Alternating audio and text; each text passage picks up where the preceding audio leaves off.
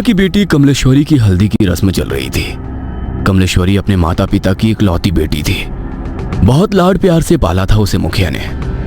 बेटी बड़े घर में जाकर राज करे, यही इच्छा मन में दबाकर वो अपनी बेटी के रिश्ते की बात एक बहुत बड़े घराने में चलाता है। कमला की सुंदरता पर मोहित होकर किसी जमाने में जमींदार रहे अखिलेश बाबू अपने बेटे कुलदीप के लिए कमला को पसंद कर लेते हैं। फुलवा, ये ले, ये हल्दी उपटन और पानी बेटिया के ससुराल से आया है। जल्दी से इसे हल्दी में मिला, फिर रस्म शुरू करते हैं। काकी की बात सुनकर कमलेश्वरी की माँ फुलवा जाकर बिटिया के ससुराल से आई शगुन की हल्दी घोल कर ले आती है। चारों ओर चहल पहल थी।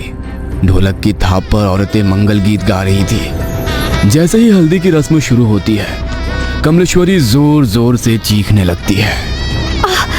ये क्या लगा दिया मेरे पूरे बदन में? ऐसा लग रहा है जैसे किसी ने खाल खींच ली हो। बहुत दर्द हो रहा है माँ। कमलेश्वरी के जोर जोर से चिल्लाने पर उसको हल्दी लगा रही औरतें उसे ले जाकर पानी से उसका सारा शरीर धोने लगती है। हाय राम, ये क्या हो गया मेरी बिटिया को? ऐसा लगता है जैसे किसी ने कांच पीसकर हल्दी में मिला दिया हो, लेकिन कौन करेगा ऐसा काम? कमलेश्वरी के बदन पर जहाँ जहाँ हल्दी रगड़ी गई थी, वहाँ पर लाल धब्बे हो गए थे। दर्द से दुल्हन बुरी तरह छटपटा रही थी और उसकी माँ और बड़ी माँ उसके घावों पर मलहम लगा रही थी। छोटी, मुझे तो ये कोई सामान्य घटना लगती है। अरे घर में बाहर का है कौन? ऐसे कौन बेटिया की हल्दी में कांच मिला गया? कोई छोटी मोटी बात है क्या? अरे वो तो शुक्र है कि मुंह पर नहीं लगाया था, वरना पूरा चेहरा बिगड़ जाता बेचारी का। मेरा तो दिमाग ही काम नहीं कर रहा है जीजी। कौन हमारी कमला से जलेगा? इसने क्या बिगाड़ा है किसी का? शादी ब्याह का माहौल था। दोनों देवरानी जेठानी वैसे तो इस घटना से अंदर तक डर गई थी, लेकिन फिर भी इस समय कुछ भी सोचने के लिए उनके पास ज्यादा समय नहीं था। है मेरे बालों में कुछ है इसमें।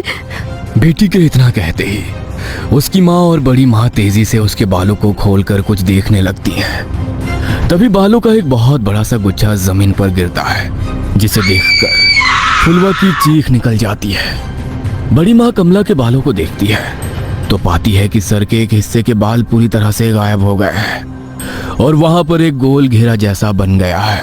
अरे ये कैसे हो सकता है? अरे ऐसे कैसे अपने बाल टूटकर जमीन पर गिर पड़ते हैं? किसी की काली नजर लगी है हमारी बच्ची की खुशियों को। अरे इतनी सारी बातें एक साथ होना कोई संयोग नहीं हो सकता।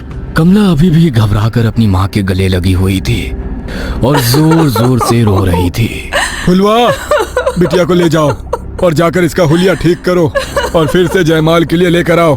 समय निकला जा रहा है, दामाद जी इंतजार कर रहे हैं। पता नहीं, लगता है आज का मुहूर्त ही गलत है।